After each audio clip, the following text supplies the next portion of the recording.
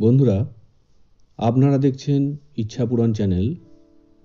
এই চ্যানেলের সমস্ত ভিডিওগুলো আসাম রাজ্যের মায়ং গ্রামের আসল তন্ত্রমন্ত্রের উপর ভিত্তি করে তৈরি করা। ভিডিওগুলো বানানোর উদ্দেশ্যই হচ্ছে ভিডিও দেখে আপনারা ভিডিওর নিয়ম অনুসারে কাজ করে যাতে সফলতা পান এবং সফল হন।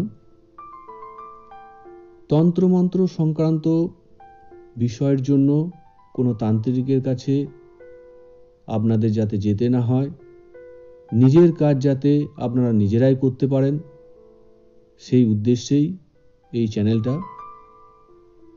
বন্ধুরা, এই চ্যানেলের নতুন নতুন ভিডিও দেখে তন্ত্রমন্ত্র যদি শিখতে চান তাহলে অবশ্যই চ্যানেলটাকে সাবস্ক্রাইব করে রাখবেন।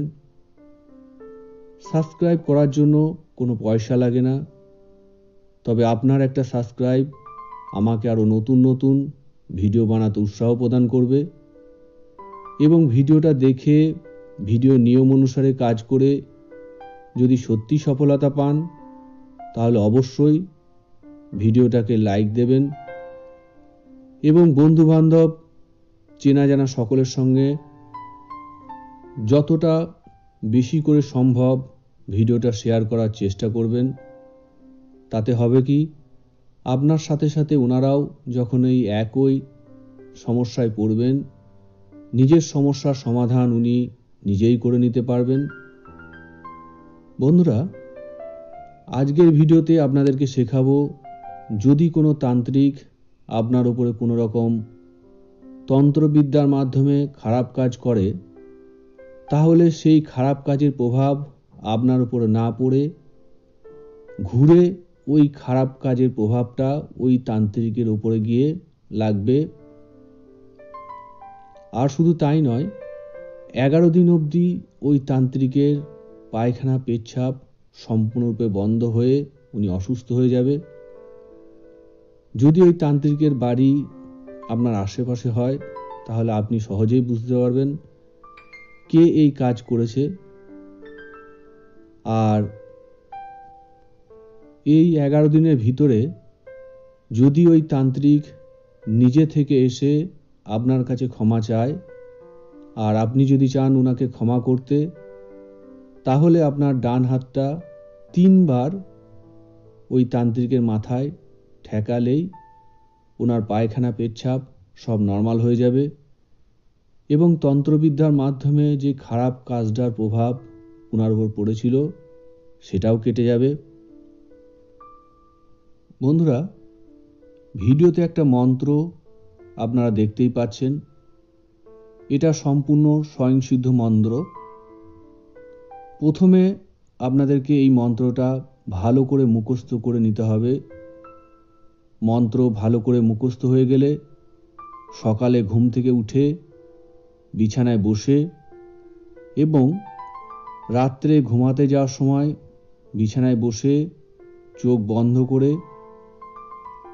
বড় করে একটা নিঃশ্বাস নিয়ে নিঃশ্বাসটাকে আটকে মনে মনে এই মন্ত্রটা পাঠ করে পাঠ শেষে মাথাটাকে আপনার ডান দিকে ঘুরিয়ে একটা ফুঁ দেবেন এবং নিঃশ্বাসটাকে ছাড়বেন। আবার একটা বড় করে নিঃশ্বাস নিয়ে নিঃশ্বাসটাকে আটকে চোখ বন্ধ করে মনে মনে এই মন্ত্রটা পাঠ করবেন। পাঠ শেষে মাথাটা আপনার বাঁ দিকে ঘুরিয়ে একটা ফুঁ দেবেন এবং নিঃশ্বাসটাকে ছাড়বেন।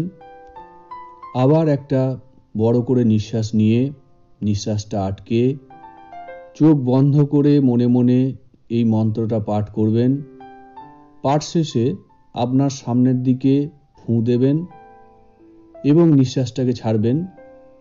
এই কাজটা লাগাতার 51 দিন অবধি করার পর 52 দিন থেকে যতদিন আপনি এই কাজটা বিনা ভুলে করতে থাকবেন, ততদিন অবধি আপনার শরীর এই মন্ত্রটা রক্ষা করবে এবং কেউ কিছু খারাপ কাজ আপনার উপরে করলে সেটা ঘুরে তারই উপরে লাগবে। তবে যেদিন এটা করতে আপনি ভুলে যাবেন সেই দিন থেকে আবার পুনরায় নতুন করে একই নিয়মে আপনাকে কাজটা করতে হবে এবং তখনও সেই 52 দিনের দিন থেকেই আপনার শরীর আবার নতুন করে এই মন্ত্র রক্ষা করবে। মনে রাখবেন, যদি আপনার দেহ এবং যেই তান্ত্রিক এই কাজটা করেছেন, যদি আপনাদের দেহ মন্ত্র দ্বারা আগে থেকেই দূর থেকে বন্ধন করা থাকে, তাহলে এই কাজটার কোনো রকম ফল আপনি পাবেন না।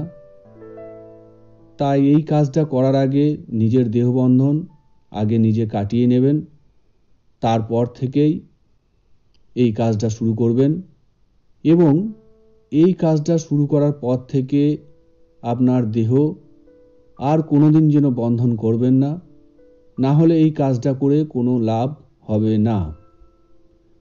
তো বন্ধুরা, এই ছিল আজকের ভিডিওর কোনো অংশ যদি আপনাদের বুঝতে অসুবিধা হয় অথবা আপনাদের যদি আর অন্য কোনো ব্যক্তিগত সমস্যা থেকে থাকে, তাহলে ভিডিওতে দেওয়া আমার হোয়াটসঅ্যাপ এবং টেলিগ্রাম দুটো অ্যাপেই আপনার সমস্যাটা সংক্ষেপে ভয়েস মেসেজ পাঠিয়ে জানাবেন।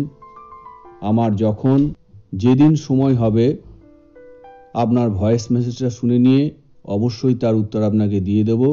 নমস্কার।